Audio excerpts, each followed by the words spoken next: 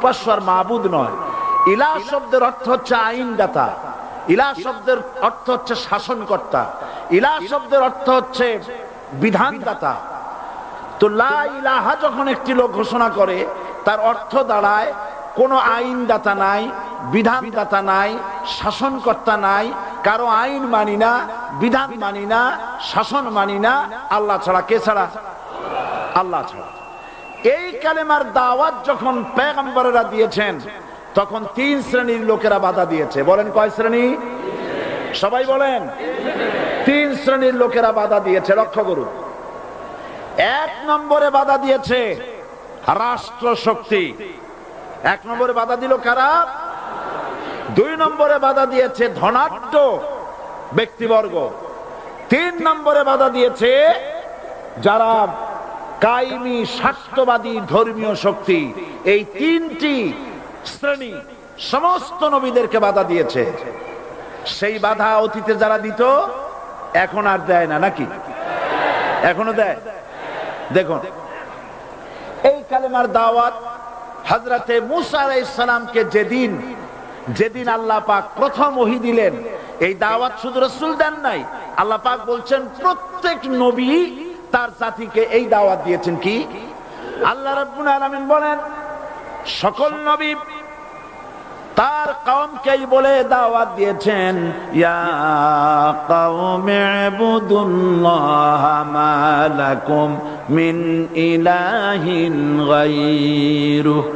হে সম্প্রদায়, আল্লাহ ছাড়া কোনো ইলাহ নাই, তার ইবাদত করো, তারই দাসত্ব করো, তার গোলামি করো।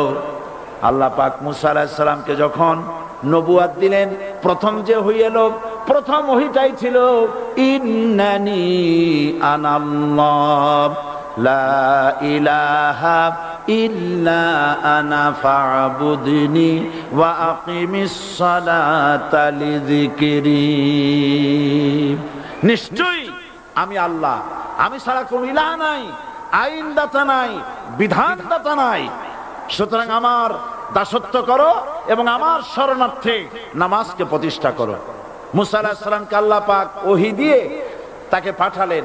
কোথায় পাঠালেন? আল্লাহ পাক বলেন, ইযহাব ইলা ফিরআউনা ইন্নাহু তাগাব। গোটা কওম নাফরমান, আল্লাহর আইন কেউ মানছে না। গোটা কওমের কাছে না পাঠাইয়া আল্লাহ পাক সর্বপ্রথম মূসা আলাইহিস সালামকে দাওয়াত নিয়ে কার কাছে পাঠালেন? ফেরাউনের কাছে। কারণ ফেরাউন হচ্ছে রাষ্ট্রশাসক। ফেরাউন কি? রাষ্ট্রশাসক। নিচের পানি পাহাড়ের উপরে যায় না, উপরের পানি না নিচের থেকে উপরে যায়? উপরে পানি নিচে আসে। সুতরাং দেশ যারা চালায়, এই লোকগুলি যদি ভালো হয়, গোটা দেশ ভালো হয়।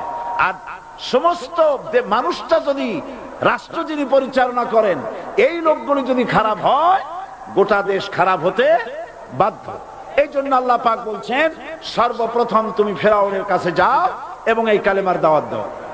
হযরতে মূসা আলাইহিস সালাম ফেরাউনের কাছে গেলেন আর দাওয়াত দিলেন, ফেরাউন পড়ে নাও লা ইলাহা ইল্লাল্লাহ। একটি কথা আপনাদের মনে রাখতে হবে, দুনিয়ার কোন ফেরাউন, কোন নমরুদ, কোন সাদ্দাত, কোন হামান কেউ বলে নাই যে আমি আল্লাহ, আমি রাজ্জাক, আমি খালেক, আমি পৃথিবী সৃষ্টি করেছি। কথা কেউ বলেছে? কেউ বলে নাই। কি বলেছে তারা? ফেরাউন বলেছে মা আলিমতু লাকুম মিন ইলাহিন গায়রি, আমি তো জানি না আমি ছাড়া আরো কোন ইলাহ আছে, এ কথা আমার জানা নাই, সুতরাং আমি হচ্ছি ইলাহ আর তুমি বলছো লা ইলাহা। তার মানে হচ্ছে ওই সময় পয়গম্বরেরা, আল্লাহর নবীর সাহাবীরা, তারা জানতেন যে আমরা কিসের দাওয়াত দেই, আর যারা শুনতো তারাও বুঝতো কিসের দাওয়াত শুনতেছি। আজ আমার দেশে একই কালেমার দাওয়াত দেওয়া হয়, কিন্তু মানুষেরা বুঝতে পারে না কি শুনতেছি। ভাষা জানার ব্যাপারে, বোঝার ব্যাপারে হলো আসল বিষয়। এটা বুঝাতে গিয়ে আমি মাঝে মধ্যে একটা দৃষ্টান্ত দেই এভাবে। একজনের একটা রেশনের দোকান ছিল, সেই দোকানে তার একটা ময়না পাখি ছিল। আর ময়না পাখিকে কথা শেখানো যায়, সেটা তো আপনারা জানেন। জি, ময়নাকে শিখায়েছে যে লাইন করুন, এক এক করে আসুন। ময়না এই কথা শিখেছে। সকালবেলায় যখন রেশনের দোকানে ভিড় পড়ে গেছে, তখন ওই পাখি খাঁচার মধ্যে বসে বলছে লাইন করুন, এক এক করে আসুন। একদিন খাঁচার দরজা খোলা পেয়ে পাখি উড়ে গিয়ে গাছের ডালে বসেছে। আশেপাশে যত পাখি ছিল তারা চিন্তা করলো এই রকমের পাখি তো কখনো দেখি নেই। ময়না তো দেখতে কাকের মতো না, শালিকের মতো না, দেখতে একটা ভিন্ন রকম। ওরা এসে চতুর্দিক থেকে এই নবান্ত এই যে নতুন এসেছে ওরে ঠোকরানো শুরু করেছে চতুর্দিক থেকে। ঠোকরানি খেয়ে ময়না বলতেছে লাইন করুন, এক এক করে আসুন। এখন ময়না তো বোঝে না যে কি বলতেছি, আর যে পাখিরা ঠোকরাচ্ছে তারাও তো বোঝে না যে কি শুনতেছি। ময়না যদি বুঝতো যে আমি কি বলি, সবাই মিলে ঠোকরায়, তাই জান বাঁচে না। লাইন করে ঠোকরাইনি তো কলজে যাবে, সব ঠোঁটে ঠোঁটে চলে বোঝে না। আমাদের অবস্থা তাই হয়েছে। এই যে আপনারা এখানে দাঁড়াইছেন কেন? যারা যেখানে দাঁড়ায় বসা মানুষেরা অনুরোধ করে বসায় দেন। এত বড় বিশাল মাহফিলে আপনি দাঁড়ায়া কোন মানুষকে কষ্ট দিবেন না, জায়েজ নাই। মুসলমানদেরকে কষ্ট দেওয়া কবিরা গুনাহ। বুঝতে পেরেছেন? যে যেখানে দাঁড়িয়েছে আপনারা বসা মানুষেরা তাদেরকে বসায় দেন।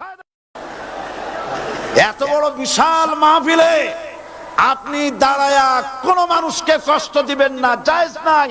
মুসলমানদেরকে কষ্ট দেওয়া কবিরা গুনাহ। বুঝতে পেরেছেন? যে যেখানে দাঁড়িয়েছে আপনারা বসা মানুষেরা তাদেরকে বসায় দেন। সুতরাং এই কালেমার দাওয়াত যখন হযরতে মুসা আলাইহিস সালাম দিলেন, ফেরাউন বলল আমি তো জানি না যে আমি ছাড়া আরো কোন ইলা আছে, আইনদাতা তো আমি, তুমি নতুন কোথা থেকে আইনদাতা নিয়ে আসছো? ফেরাউন বলছে দেখো, আমারে বাদ দিয়া যদি অন্য কাউকে ইলাহ বলে তুমি মানো আর সেই শিক্ষা তুমি যে জাতিকে দাও, তাহলে আমি তোমাকে ধরে লাআজআলান্নাকা মিনাল মাসজুনিন, আমি তোমাকে কারারুদ্ধ করব, আমি তোমাকে জেলখানায় ঢুকিয়ে দেব। রাষ্ট্রশক্তি প্রথম বাধা দিল কারা? বলেন সবাই। সেই বাধা কি ওখানে শেষ হয়েছে না এখনো আছে? আছে কিনা জোরে বলেন। আমি তোমাকে জেলখানায় ঢুকাবো। হযরত মুসা আলাইহিস সালাম বলেন ফেরাউন রে, জেলের ভয় আমি করি না, আমার কি জেলের ভয় দেখায়া লাভ নাই। আমি আল্লাহ পাকের পয়গম্বর হযরত মুসা আলাইহিস সালাম। ফেরাউনের দলবল আছে, লোক লস্কর আছে, তার অস্ত্রের অভাব নাই। আল্লাহ রাব্বুল আলামিন মুসা আলাইহিস সালামের কাছে একটা অস্ত্র দিয়া দিলেন। দিছিলেন কিনা? দিছিলেন কিনা? আল্লাহ পাক হযরত মুসা কি বলেছেন, ওয়া মা তিলকা বিয়ামিনিকা ইয়া মুসা, মুসা রে তোমার হাতে ওটা কি? মুসা আলাইহিস সালাম বললেন এটা লাঠি। আল্লাহ পাক বললেন ফেলে দাও লাঠি। লাঠি ফালায় দিলেন। কি হয়ে গেল? হিয়া হাইয়াতুন তাসআ, লাঠি হয়ে গেল। এখন লাঠি পড়ে সাপ হয়ে গেল। সাপ দেখে নবী হোক, ওলি হোক, সাহাবী হোক আর আলেম হোক, সাপ দেখলে ভয় করে না মানুষের? মুসা আলাইহিস সালাম ভয় পেয়েছে। আল্লাহ রাব্বুল আলামিন হযরত মুসাকে শোনায় দিলেন, খুযহা ওয়া লা তাখাফ সানুঈদুহা সিরাতাহাল উলা,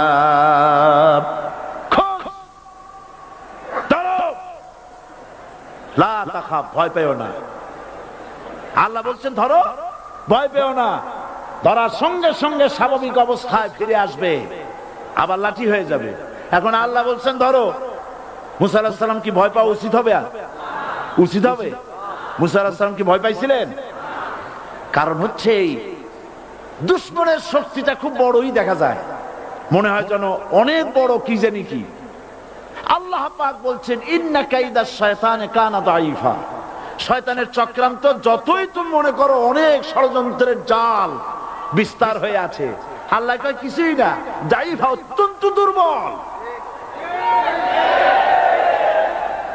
আল্লাহ পাক বললেন ধরো। মুসা আলাইহিস সালাম সাপ ধরলেন, সঙ্গে সঙ্গে লাঠি হয়ে গেল। ফিরআউন বরদাস্ত করলো না, রাষ্ট্র শক্তির পক্ষ থেকে আক্রমণ শুরু হলো। অপরাধ কি? মুসা আলাইহিস সালামের অপরাধ কি? কি অপরাধ? মাশাআল্লাহ, বুঝতে পেরেছেন। অপরাধ হচ্ছে তিনি বলেছেন লা ইলাহা, জোরে বলেন লা ইলাহা ইল্লাল্লাহ। এই কালেমাকে আজ আমরা ভিক্ষার বুলি বানাইছি। এটা হলো সার্বভৌমত্বের বুলি, এটা হচ্ছে আল্লাহ পাকের সার্বভৌমত্বের কথা। আজ আমরা মানুষের কাছে আমরা শুনি, মানুষেরা ভিক্ষা চায়, লা ইলাহা ইল্লাল্লাহ, এক মুঠ চাউল দেন, লা ইলাহা ইল্লাল্লাহ 10 খান পাই দেন। এই হচ্ছে কালেমার জিকির। আবার কেউ কেউ জিকির করতেছে লা ইলাহা আস্তে, ইল্লাল্লাহ জোরে, এমন জোরে কলব সাফ করে, কলব তাতে থাকলেও পারে গেলেও পারে। এই কালেমার এর আঘাত পয়গম্বররা মেরেছেন। হযরতে মুসা আলাইহিস সালাম যখন বলেছেন লা ইলাহা ইল্লাল্লাহ, এই ধাক্কা ফিরআউন বরদাস্ত করতে পারে নাই। দরিয়ায় নীলের ভিতরে আল্লাহ পাক ডুবায়ে শেষ করে দিয়েছেন, দেন নাই?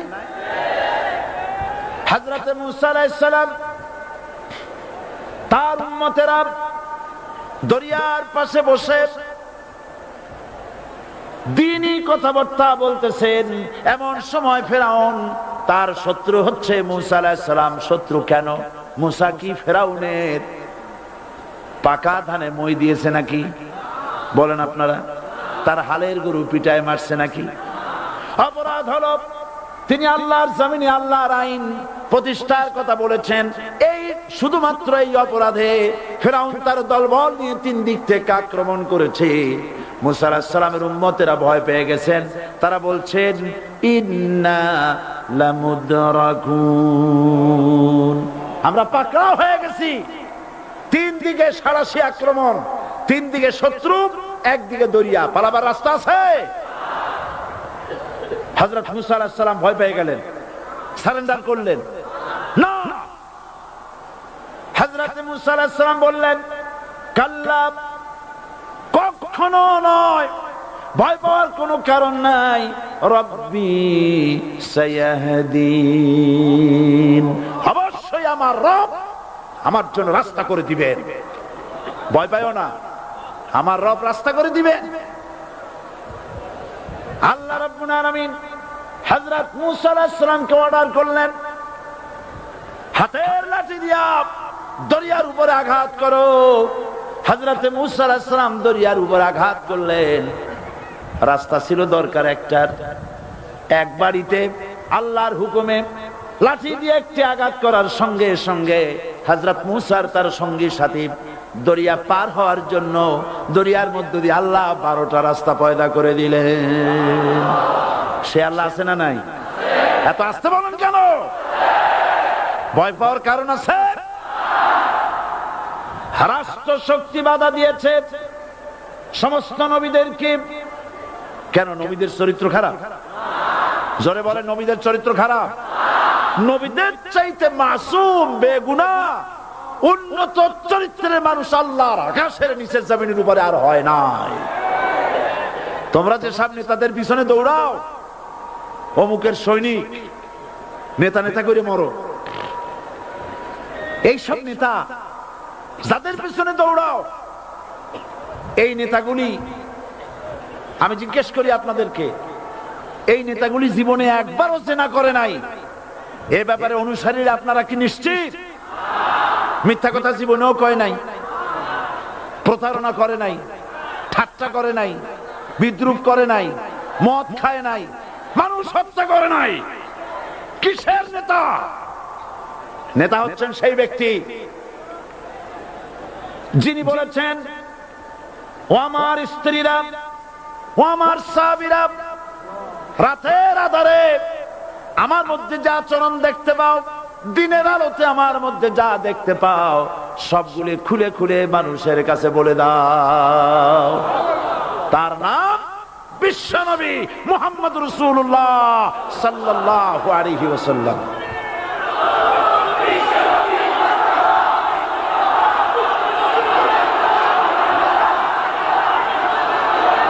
যার চরিত্রের সার্টিফিকেট আল্লাহ রাব্বুল আলামিন নিজে দিচ্ছেন, ওয়া ইন্নাকা লাআলা খুলুকিন আযীম। নবী হে, উন্নত চরিত্রের উপরে আপনি প্রতিষ্ঠিত। সুবহানাল্লাহ। কে সার্টিফিকেট দিচ্ছেন?